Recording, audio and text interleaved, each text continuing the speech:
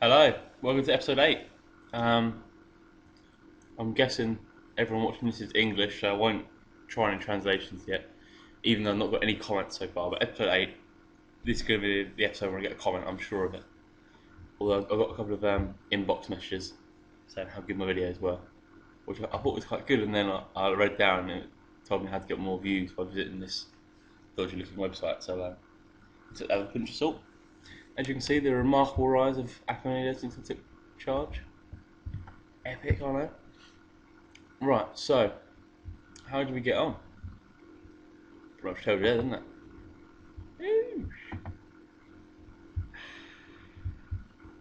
Past winners, Afan Lido. What a season. 73 points. I'll be honest, right? The only reason that we won the league, well, not the only reason, but the main reason was because TNS and Banner weren't good enough. Now, interestingly enough, 73-64. Last season, 73-61. Season before that, when Banger won, 73-57. So second place is getting closer to first, and first seems to always get 73. But now I know I know TNS in a save, and they've not had a season like they normally have. Whether it's because I'm getting good, or I'm not sure what it is, but there's been seasons on previous sides when they've played 20 games and they've sort of got like 55 points on the board, and there's no softening. So I'm a bit unsure. So let's go through the league table. Like I said, we won with a game to spare. We'd wrapped it up, and we played TNS at home last game of the season, hence why it's 9 points clear. But it was a lot closer, yeah. Bangor City coming third, and a great season from Carmarthen, finishing level on points with Bangor. They seem to have bridged that gap between the sort of bottom three of the top six and the top three of the top six, which is good. I really want the rest of the league to push on now. Now that I'm in the Champions League, I'm hopeful that from now on I can win consecutive titles, but I'm not fully confident of it just yet.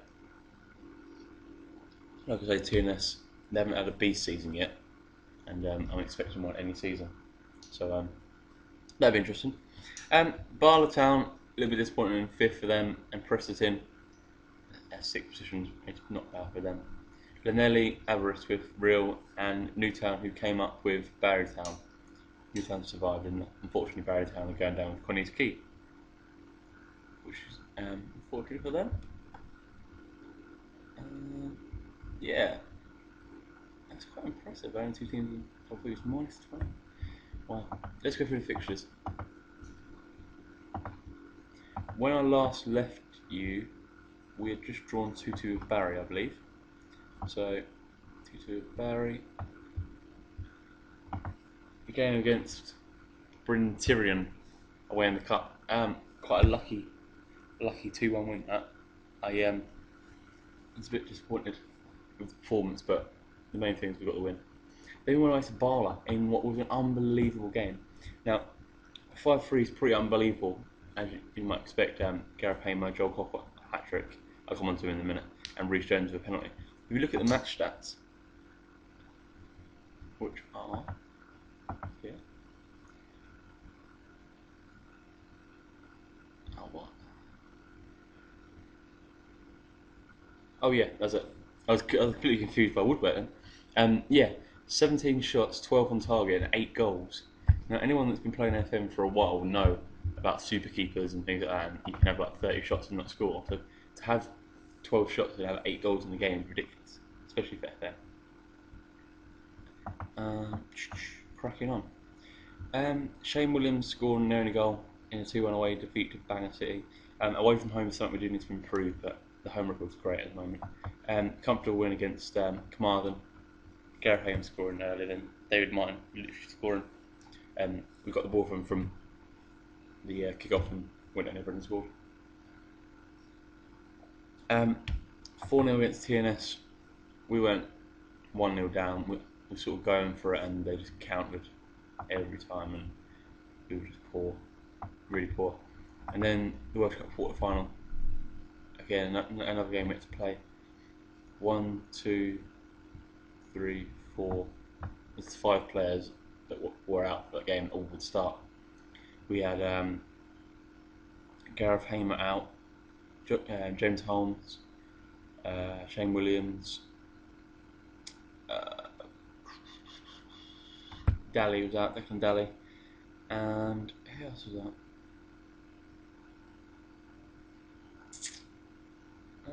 There was I can't remember. David Martin, that was it. Yeah, left mid David Martin was out, and 2-0 was a good result in the end, I think.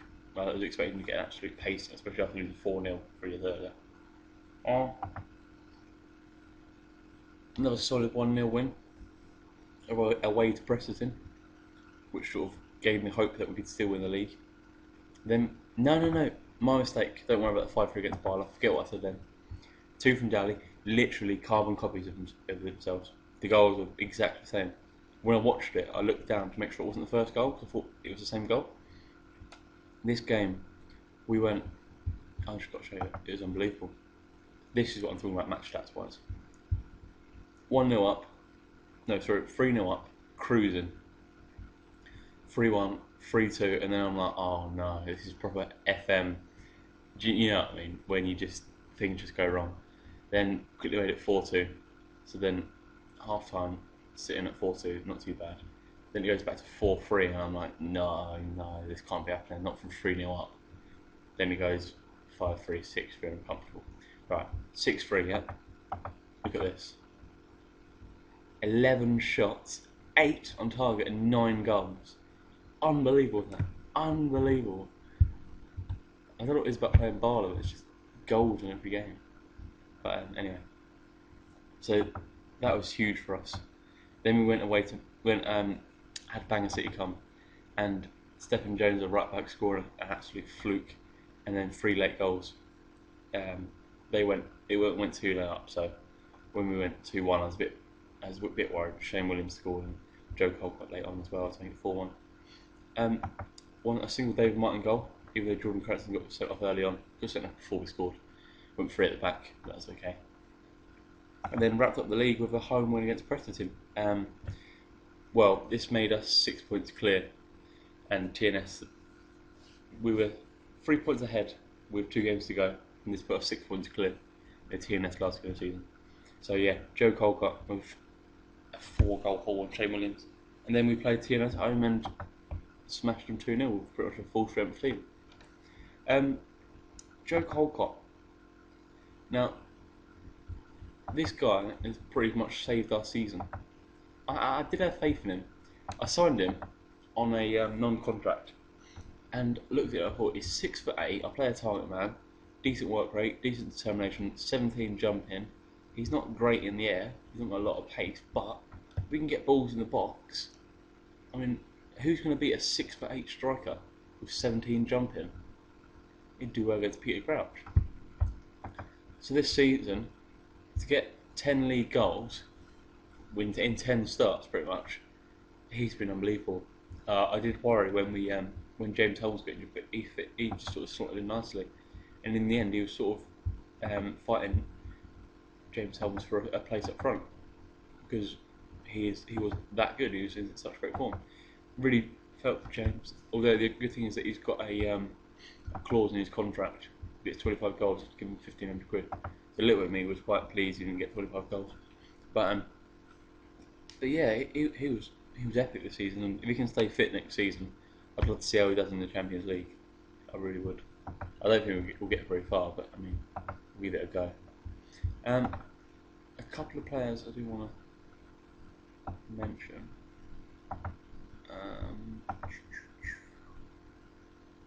Where are they? I've got off my radar. We signed a few of the youth candidate players. I think I've been stupid here.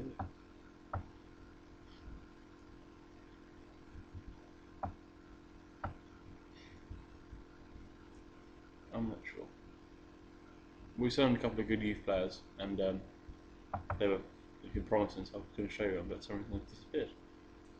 Never mind. Anyway, finances. Good season. Only lost 30 grand, which, considering our wage is increasing, it's super 8 grand a week, but we're using 1900. At the moment, we can't really afford to use more, but I will do depending on players coming in. And the balance, yeah, it's projected to be 198, so I really need to get something from the Champions League. Realistically, winning one tie is all we can hope for, I think. Transfer-wise, I wonder if it would be on here. Alan Marshall, left mid, who's replaced by David Martin, has left. I was a little bit disappointed, but I didn't really know what was turning his way because he wasn't getting as much game time and he deserved more. Gareth Ryan, as I mentioned before, and Nigel McBlown has come in. He looks quite a prospect. He was released by Port Talbot, I believe, and yeah, he seems to be. Oh, right, I think he was in the youth or something. Never played, not sure. But yeah, he seems to be a bit of have a little bit of James Holmes about him. So very similar player. He'll be interesting to see how he plays. Definitely give him some game time next season. Look how happy James Holmes looks. He's ecstatic, isn't he? Just happy to be here. He's very much more mature, I think. But he's got great hair. Well, I'm not very big fan of highlights, but to each their own. Tactically, exactly the same. Nothing changes. Switch between the 4-5-1s, and apart from that, who's come up this season? Airbus are back, and Harvard West. So Airbus are back in the big time in Harvard West. Interesting.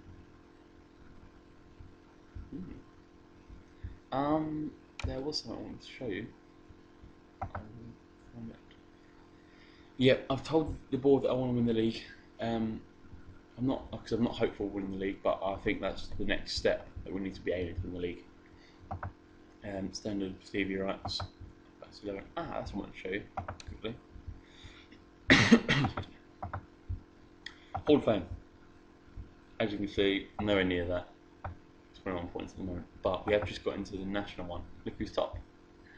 As I mentioned on previous save, my previous save of Afan Lido, I think it was 14 seasons. I won 6 Welsh Cups, 5 Premier League Cups, and 7 Welsh Premier League titles. So I'm pretty much the best manager of the league I've seen. But I've just made it into the top 10 this sample. So it's been interesting. Interesting enough, Ken McKenna's is the guy that was at TNS, the most successful manager sort of thing, and Gary Barnett also at Barrytown. I'm gutted I've gone back down. Fingers crossed they'll come back up. And also Nigel Adkins, who you didn't know was manager of Bangor City before. He had a illustrious career.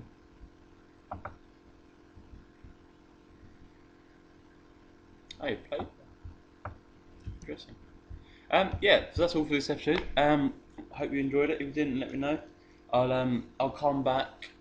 I think at the end of the 22 games, I'll come back unless anything extraordinary happens in Europe.